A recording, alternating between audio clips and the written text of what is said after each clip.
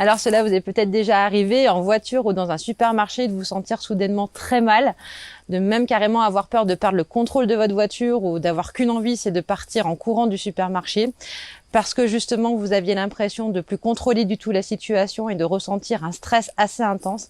Ces phénomènes, c'est ce qu'on appelle les crises d'angoisse. Alors les crises d'angoisse vont se caractériser tout d'abord par une forme d'hyperventilation, on va respirer de plus en plus vite, on va avoir le cœur qui bat très vite, on va avoir de grosses tensions au niveau des muscles et très souvent également ça va être associé à des maux de ventre et à des sensations d'oppression au niveau de la poitrine. Ces crises-là peuvent durer de quelques minutes à quelques heures et quand ces crises sont vraiment très intenses, on va parler d'attaques de panique.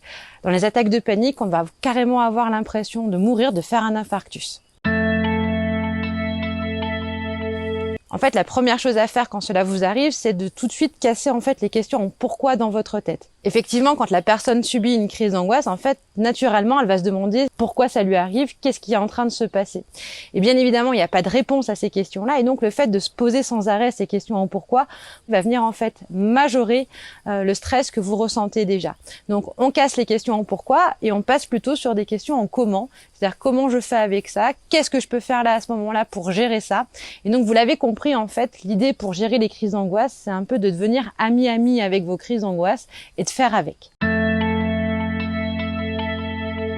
La deuxième astuce, c'est une astuce qui va plutôt vous aider à gérer l'aspect physique des crises d'angoisse. C'est ce qu'on appelle la cohérence cardiaque. Comme je vous le disais tout à l'heure, la première caractéristique des crises d'angoisse, c'est l'augmentation de votre fréquence cardiaque.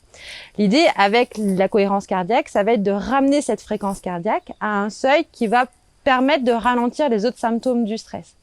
Globalement, en fait, il suffit que vous comptiez 4 secondes à l'inspi et 5 secondes à l'expi et de faire ça au moins pendant 5 minutes. Si vous le souhaitez, il existe des applis qui peuvent vous aider. Si ces vidéos vous intéressent, n'hésitez pas à vous abonner à ma chaîne YouTube et puis surtout à faire part des sujets que vous aimeriez voir abordés dans les commentaires.